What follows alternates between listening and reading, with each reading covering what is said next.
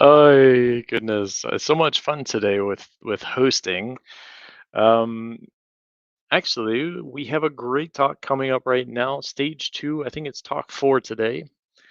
It's going to be security of over-the-air software updates towards SDVs. All right, and the presenter who's coming right back in a second. As soon as I turned it on, he went out. So he'll be right back. His name is Cédric Vamour. He is a cybersecurity architect at Renault, the Renault software factory in France.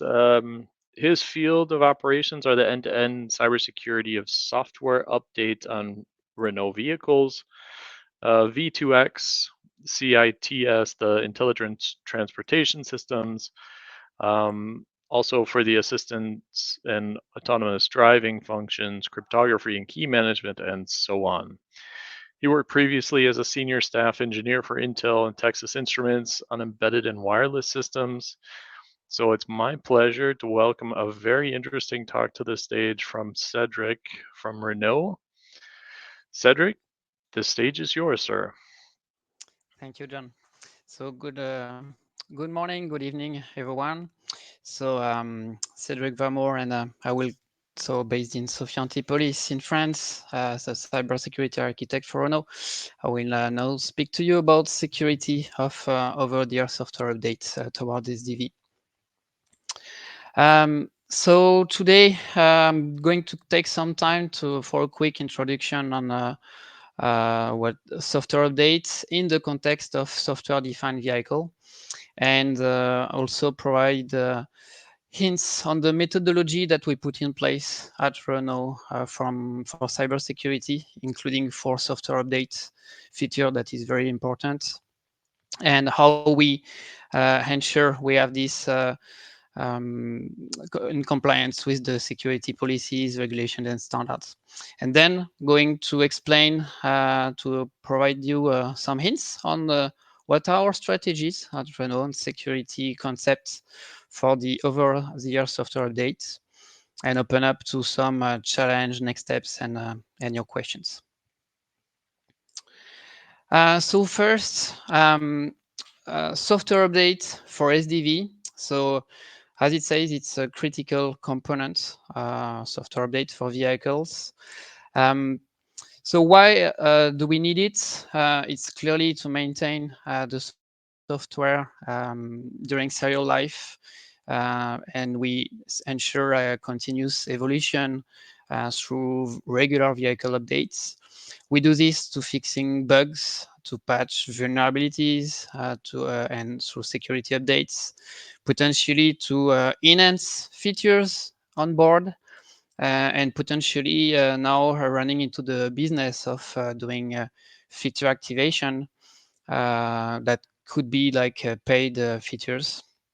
And one thing to notice is that over-the-air software updates allows to save OEM cost, like it's roughly a 10x factor compared to the previously widely deployed wired updates that we had before. So now let's have a look to software-defined vehicle. So here is a broad representation of basically what at Renault we are doing in terms of software-defined vehicle strategy. Um, Here, what is very important through software updates is that software-defined vehicle is really based on a high performance computer. We call them HPCs. And we centralize the features and the functions of the vehicle through high computing units, which has a flexible and virtualized environment. So that includes, and it's a transition compared to the previous presentation about the tragedies of the commons. We do share a lot of hardware and software, and that brings cybersecurity issues for sure and concern. So the other part of it is that through software-defined vehicle, so basically we will have those big computing units that we have in dark blue here. So managing the automotive functions, managing potentially multimedia with IVI and cockpits and telemetry. And apart from that, we dispatch as well and communicate to the rest of the vehicles through Ethernet backbone mostly. And through software updates on SDV, we clearly need to maintain all sorts of ingredients like Rich OS, Safety OS, AutoSAR, hypervisor, BSPs, board support package, apps, all sorts of things. And this has to be done in a granular fashion. So all of it is a big message for sure, is that software update is very nice, but it does introduce through OTA exposure to of the system to external interfaces and data. So it brings a very significant attack surface in the vehicle. So as part of the security attack surface, basically we, through the software update function and mainly through OTA, we do provide legitimate privilege to remotely communicate with the vehicle through all the update interfaces. And we also have the privilege to reprogram safety functions that are deeply packed in the vehicle. So all those privileges for sure have to be mitigated and have to be, we need to enforce access control, we need to enforce cryptography, etc. And one key message here that we will keep track during the presentation is that not only we need to manage legitimate privilege and interfaces, we need to be conscious about the potential vulnerabilities and bugs that those interfaces are bringing into the system, especially in the context of an SDV in which we share a lot of resources. So interfaces, protocols, they will bring bugs and vulnerabilities. We need to address that. And the data payloads that we download in order to update the system, there will be all sorts of type of data that can contain complex data structures, and also those kind of things are prone to bugs and vulnerabilities. So if we look at the big picture, the data that we provide, the interface that we provide, at some point, they will potentially contain bugs, and chaining those bugs would potentially allow to remotely exploit some serious attack paths that we want to address. So just as a key takeaway, SDV relies on centralized upgradable architecture with shared hardware and software resources. And when we do over-the-air software updates, it does expose significantly to new and important security attack surfaces. So now let's talk about the methodology, the standards that are put in place that are helping all the industry, the car manufacturers, helping the tier ones, the tier two, in order to work in the same direction. And basically here it's just some sharing about what is being done at Renault in the context of software updates, but not only, in order to tackle these problems. So first thing, so it has been already discussed this morning. So there are standards, regulation. So we call, namely UNIS UNR 155 for cybersecurity of vehicle. And if we look at the textbook of those regulation and we apply it in the context of software updates, basically, in a nutshell, what the item of importance that we can track and really make sure that are under control as a foundation, a pivotal foundation of the architecture that we're building, there are these. So we need to make sure for sure that it's not possible to install malware in the vehicle. So we need to protect integrity and authenticity of the update contents. We need to make sure that we have proper, so if we protect integrity and authenticity, invariably at some point, this will involve cryptography.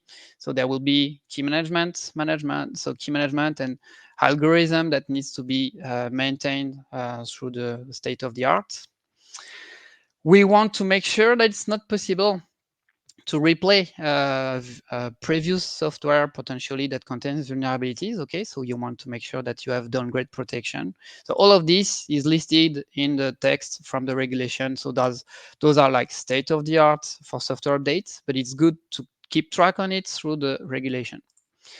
And some other aspect like denial of service of the backend of that is building the update material, making sure that we can recover, making sure that the communication between the server and the vehicle is protected, making sure that the backend itself is protected, and also making sure that an insider cannot manipulate because it has been paid from a remote organization, I don't know, can manipulate all the process of the updates with abuse of privilege. So all of this is just interpretation and text that is part of the regulation, and we are taking this into account as part of our design.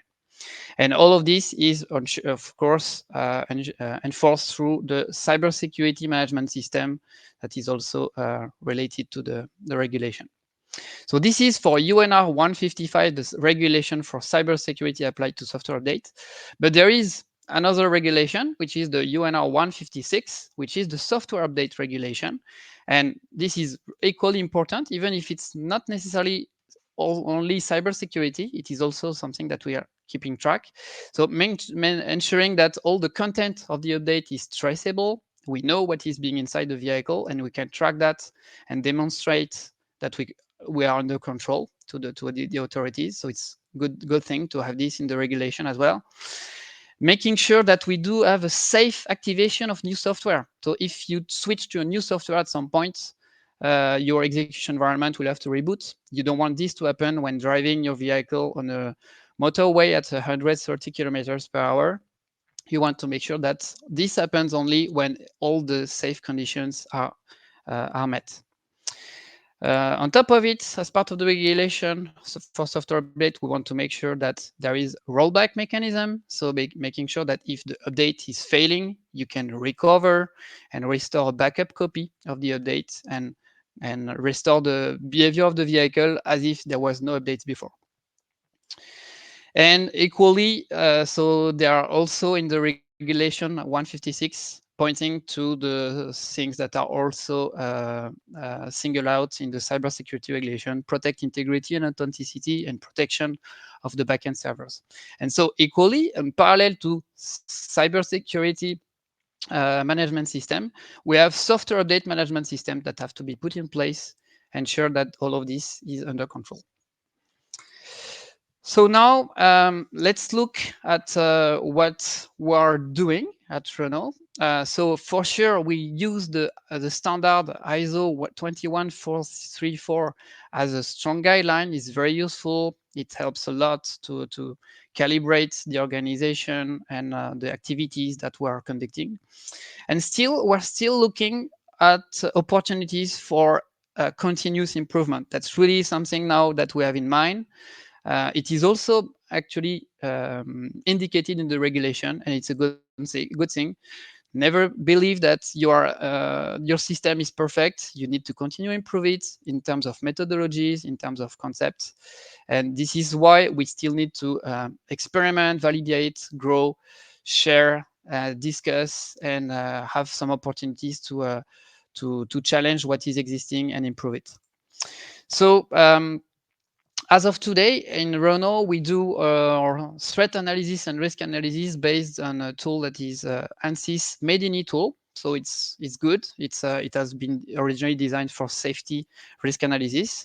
Now we are using it as well for cybersecurity risk analysis, and we are trying to bridge this with our architecture model-based design infrastructure, which is Magic Draw. So we bridge somehow the two worlds between and risk analysis tool and Magic Draw tools, and trying to do as best as possible to maintain some kind of traceability between the two in order to control the item that is being studied as part of the risk analysis. So it's useful stuff, but we're still working hard on this, and there are definitely room for improvement in this aspect. We're also for sure looking at in the context of SDV as maintaining a software bill of material monitoring through vulnerabilities. So it's very important. So there are like more than 100 millions of lines of codes in a SDV. So with a lot of components, open source components that are being integrated, we want to manage the vulnerabilities about all those ingredients. That's a clear challenge.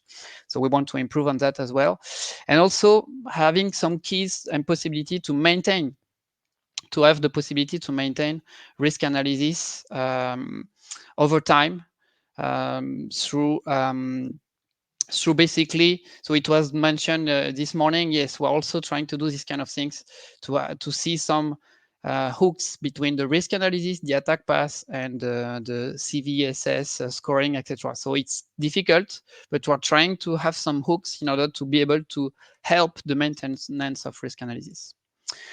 So now let's talk about traceability and data model.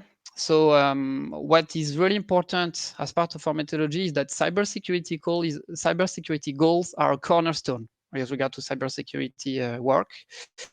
And so basically we do threat analysis and risk analysis that conduct to cybersecurity goals. We address cybersecurity goals through system requirements that are derived into software requirements that builds the architecture models and itself being input as part of the threat analysis and risk analysis. So it is an iterative process. And what is also very important is to capitalize from our past experience, previous architecture, what was done, what could have been improved. Maybe we accepted some residual risk from previous architectures. Maybe we want to improve and tackle, even if it was judged acceptable. Let's push the boundaries and improve our concepts. And as well, the previous risk vulnerability analysis that were managed in previous architecture. One very important aspect as well is the governance and the maintenance of cybersecurity policies and rules in the company.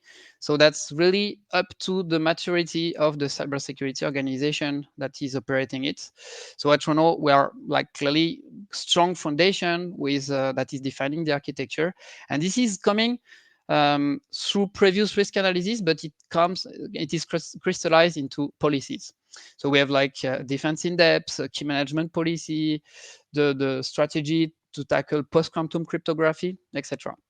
So all of this is feeding the system with new cybersecurity goals and inject into the iterative process. And then we need to maintain all of that. When we go into development, we go into serial life with new software updates. So the BOM is evolving. So we'll maintain all of the risk analysis and continuously monitor the vulnerability through vulnerability analysis. And one other aspect of traceability is with regard to testing. So it was also discussed this morning.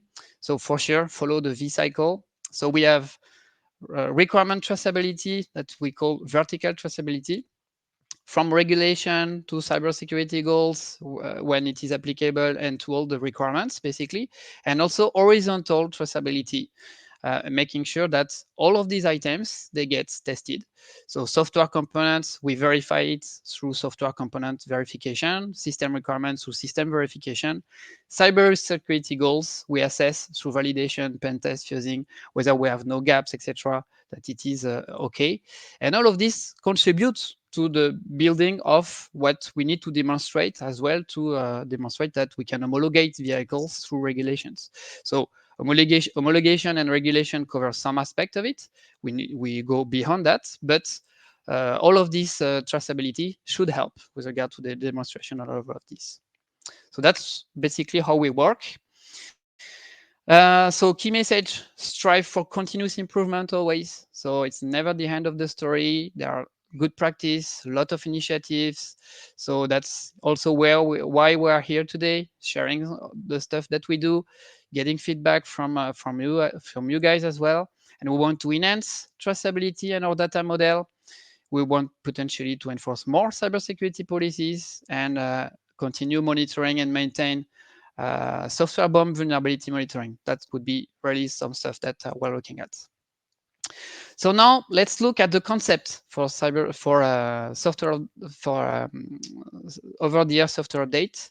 So this picture just remember that this gate has a lock. Yes, you can manage privilege and legitimate process, but beware about the vulnerabilities that we are introducing through attack surface.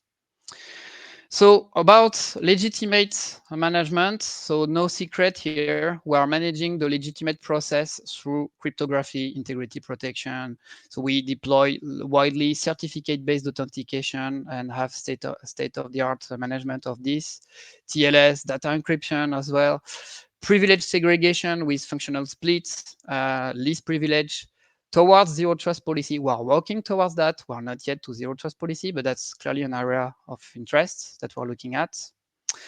And all of these basically address most of the regulatory items that are listed in the UNR 155. So that were mentioned before. Now, a key message here. Um, reduce attack surface is also important. So UNR 155 helps enforcing necessary must-have countermeasures, mostly dealing with legitimate process. That is complemented as well with vulnerability management as per ISO SCE 21434. So that's very important. It's very useful. It's a difficult job to achieve this. But what we're doing at Renault is really to go beyond what is textly written in the book. You need to have your own expertise, of experience, ramp up progress with that is guiding towards a profound architecture consideration in order to reduce the sources of vulnerabilities. So reduce the attack surface. Really, the objective here is to limit the exploitable vulnerabilities, allowing to escape legitimate software update process. So we manage legitimate software process, but how do we manage the fact that potentially an attacker could escape all of it and just go beyond the gate?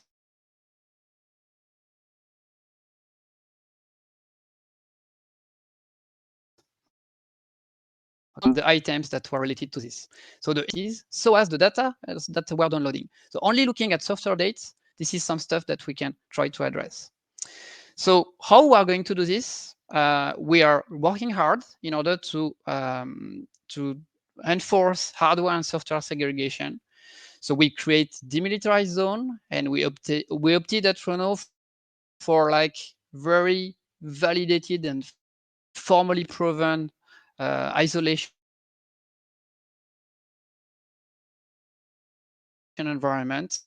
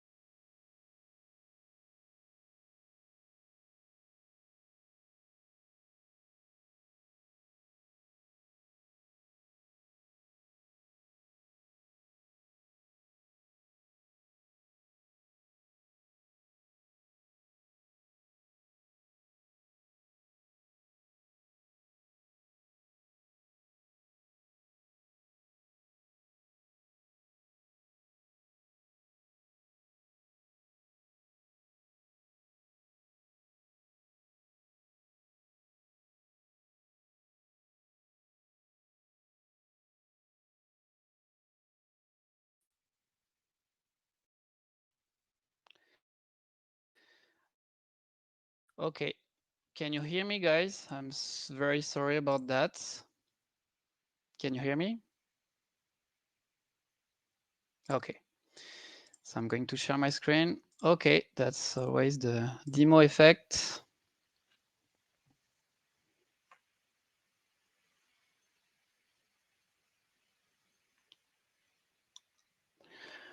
All right. Can you see my slides?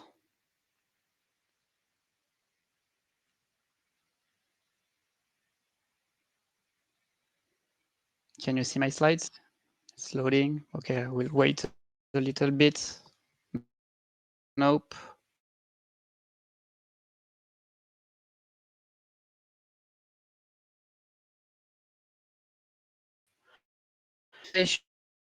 We are also enforcing proxies with protocol breakers, breaking the protocol,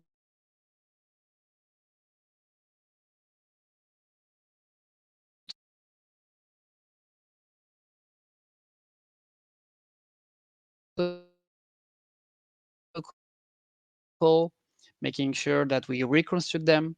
We are implementing. We also make sure that we also use coding guidelines with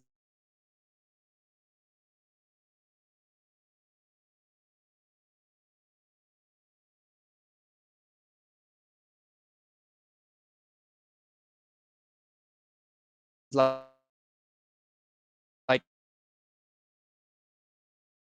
adoption of Rust as a programming language. So Rust is very interesting.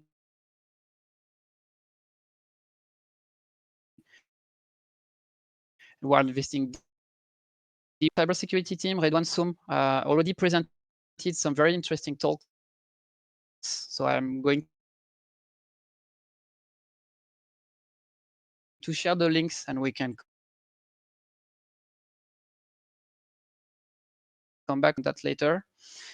With regard to SDV resources with generalized Ethernet architecture and for the security zones, etc. So you have a YouTube video and you can also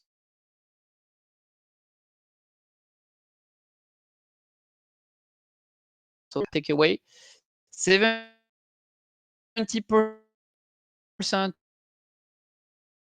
of cybersecurity vulnerabilities in software are due to memory corruption. So we discussed about that before.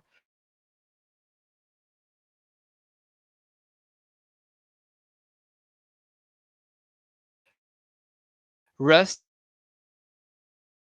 is like a very strong approach from Renault in order to mitigate those bugs.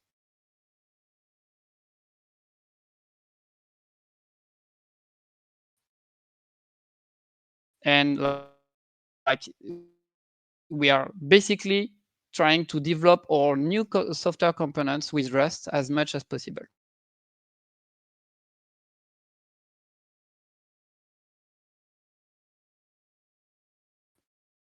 Can you guys hear me now? Architecture and the concept that we Cedric? put in place. Cedric? So as I said, Cedric? we need to enforce security layers, isolating the communication.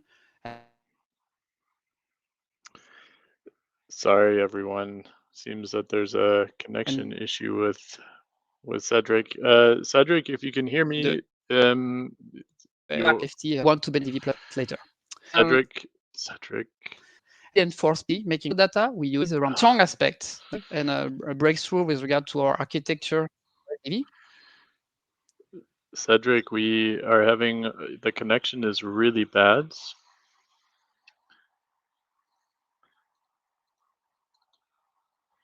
Yep.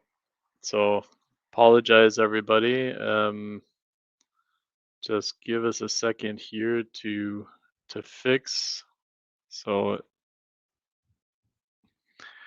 oh, and he's gone. So, don't worry, we're working on it. Technical issues. This is part of the fun. But I'm back.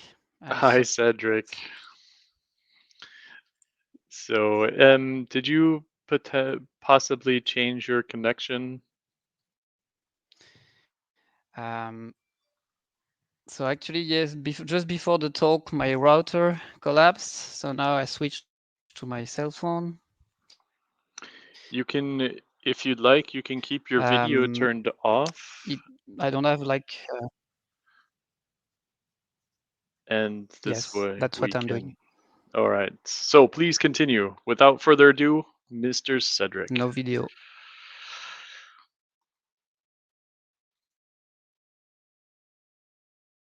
Video, it will help. So, so basically, what I was saying is that a strong push that we have done is allocate the function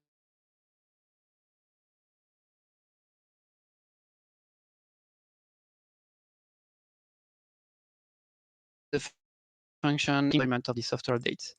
So just I'm going to make sure that all the interfaces protocol used, they are basically managed through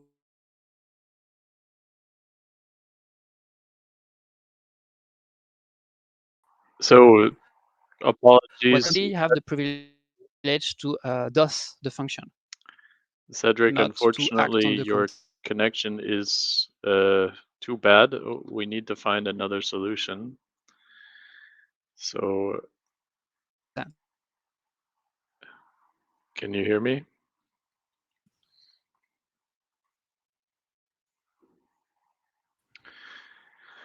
All right. Unfortunately, while we're trying to fix the technical issues with Cedric's connection, unfortunately, we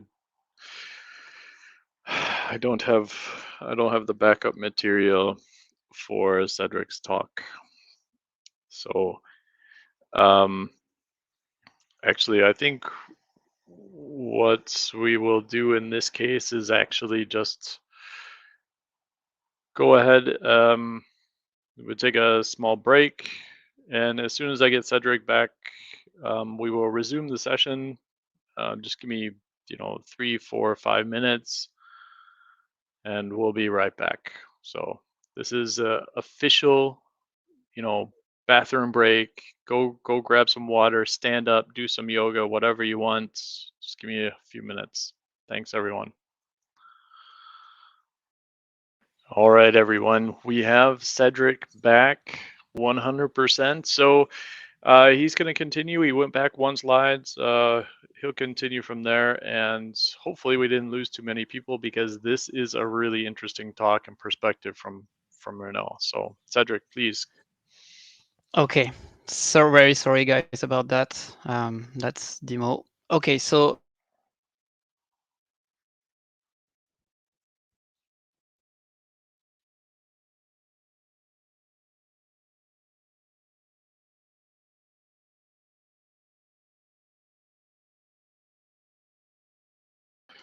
Um, Cedric, it, it actually, dropped again. no, I think you muted by accident. Oh, oh, okay. I was okay. That's my bad. Okay. Part of the fun. All right. Okay. So let's we will manage. Okay. So basically ensuring that the functions are allocated in the demilitarized zone. And basically, how does it work? We make sure that the communication stack is allocated in one side of the demilitarized zone. It is delimited with strongly isolated environment with proxies. We make sure that the data, we receive them, and we read the payloads, making sure that we are protected against time of check, time of update attacks.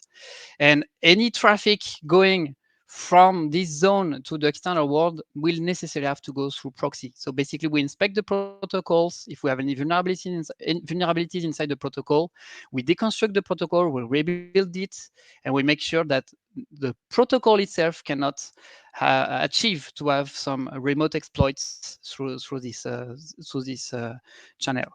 Then on the other side, we deploy safely to the other execution environment because we are protected by this isolation. And so basically, we make sure that we have segregated roles. between the deployment, the orchestration, and the installation of the package, with each package being installed in the dedicated execution environment. Okay, so on top of that, we talk about payload. We're also doing payload hardening. Okay, so from this slide, so payload hardening, same thing, same component here, but used in a different way. We make sure that all the data that we receive, we read them, but before using them and eventually having some vulnerabilities because we pass like complex structure, ASN1, zip, protect against zip bomb, JSON injection, XML injection, etc. We make sure that we inspect all these data through a trusted execution environment, and before even doing authentication. So if you need to parse data before doing authentication, you don't want your authentication stack to be corrupted. So basically, we do this before the authentication, and if anything happens on this execution environment, it is sandboxed, it cannot escape, and we make sure that we control just we cannot pursue with the updates, but we will make sure that there will not be a remote exploit because of that. So now going quickly, manage as well the privilege and all the legitimate access through certificate-based authentication, manage key renewal. So this on all the execution environments that are subject to be updated. So really quickly, I'm sorry guys, I will skip this quickly, but basically we have package structure for deployment that are managed by the other side communicating with the server. So we manage those deployment structure. We do the orchestration through a dedicated structure, and then we deploy the archives to the execution environment, which proceed with the installation. All of these, we have roles and privilege in order to sign and verify and authenticate these aspects based on the privilege that we want to control. So in order to enforce this, we also put in place standard procedures with centralized and standardized key management system. So we want to make sure that all the ingredients are signed within Renault key management system. So even the supplier delivering software to us, we ask them to connect to our key management system. So we control all the flow about the signature, we manage the secret, and we make sure that we have full logging and audit of all those interactions. And we also control potentially revocation in case we detect incidents, and also work towards the transition towards post-quantum cryptography through this mechanism. So this is from server side when we build signatures, and on board we also implement crypto framework that is on board, that allows to mutualize and standardize all the service related to cryptography, to also manage all the legitimate process that we want to enforce through software updates. So quickly, it is a significant effort to comply with the regulation, and it is a must-have, no debate on that. But we also need to look at architecture side, and this cannot go through regulation. So regulation is clearly a tool that we need to update, to use, and there is no choice, and we need to go work hard on that. But it's not enough from what we consider at Renault. We want really to invest deeply in the architecture to mitigate vulnerabilities, not only scan and monitor vulnerabilities over time.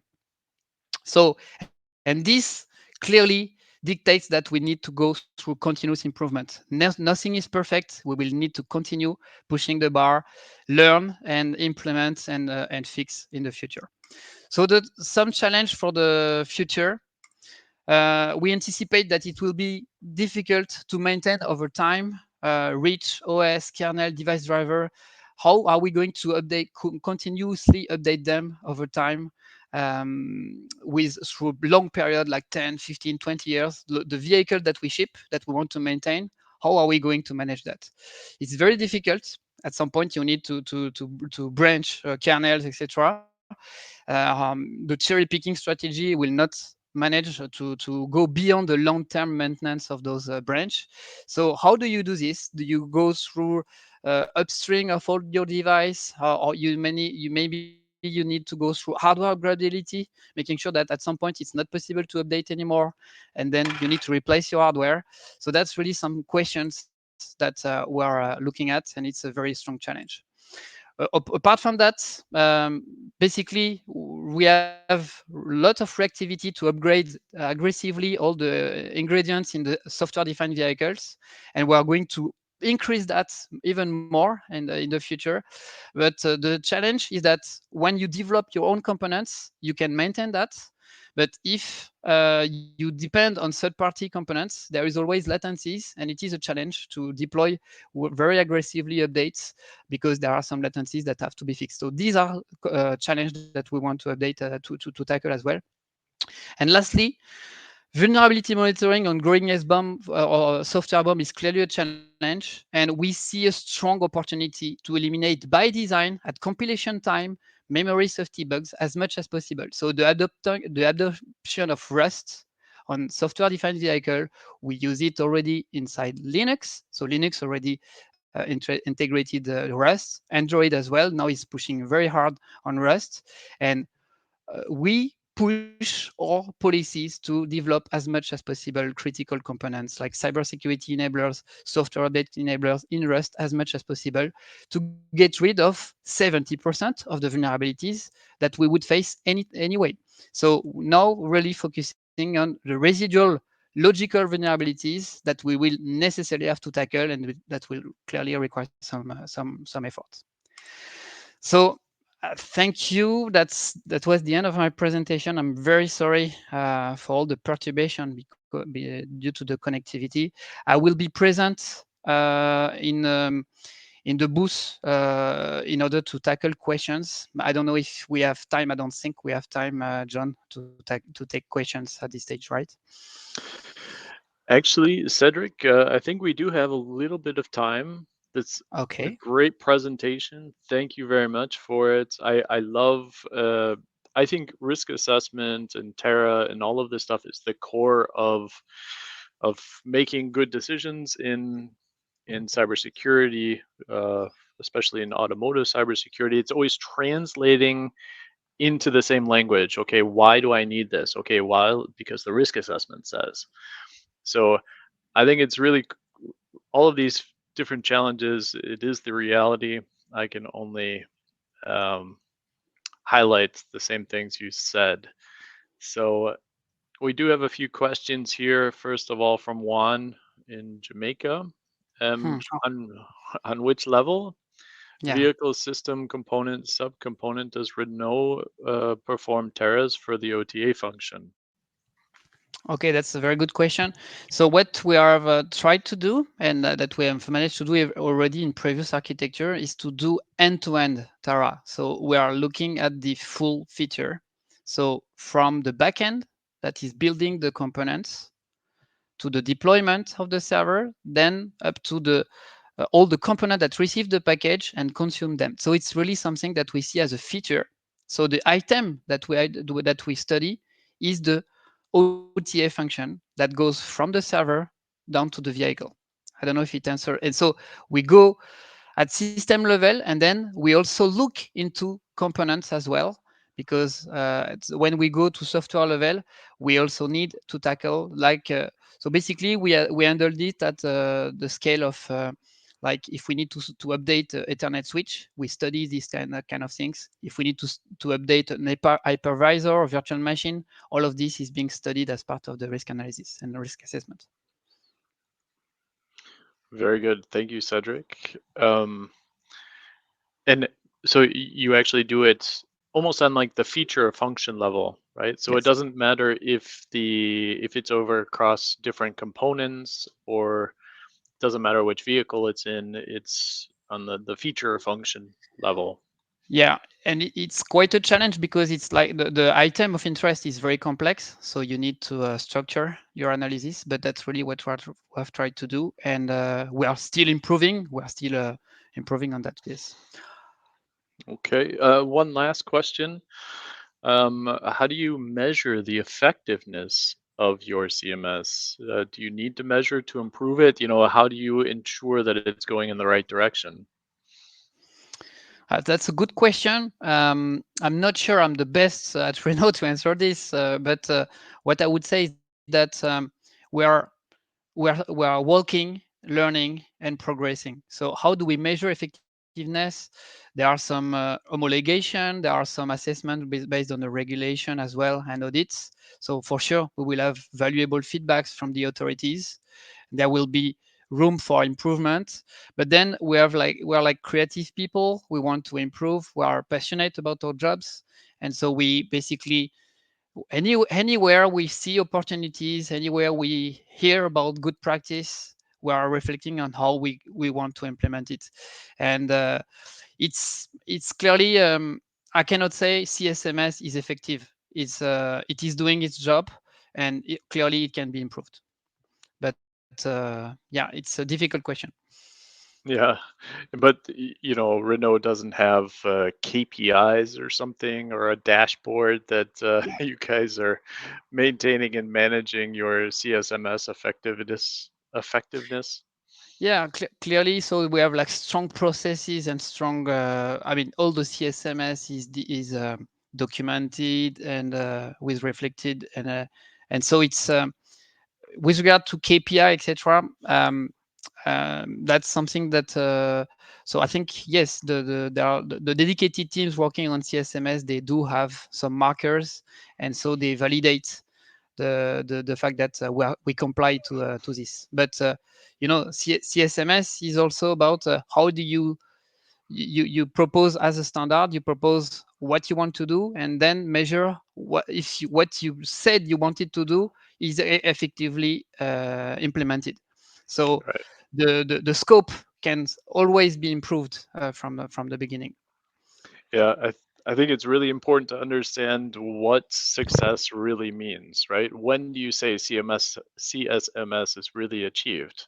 Not only when the regulation is done. The regulation is just the minimum content. But as Jorn was talking about earlier, we have to do more than just the minimum content to fulfill a regulation. We're here to keep drivers, passengers, pedestrians safe and secure. So Cédric, actually, we're out of time. Thank you so much for the great presentation. Will you be available afterwards to answer the further questions that we have in the lounge? Sure. Clearly, that's the least I can do for you guys. No, thank you So, very much, Cédric. So Cédric will be available afterwards in the lounge in the stage 2 table. Please don't forget, I think we do have a small uh, pause right now, small break. And please don't forget during the break to go check out the booths, go check out what new solutions are available on the market. And yeah, thank yeah, you so much, Cédric. and just maybe just one word. Clearly, inside this booth, I would be really interested to have your feedbacks, guys, about and opportunities for collaboration, how to improve our methodologies. I know that there are a lot of things that are going on, and about the concept as well. Feel free to comment and exchange on that. That's really the purpose of this conference as well. Completely agree. Thank you, Cédric. Thank you very much. I'm gonna bye.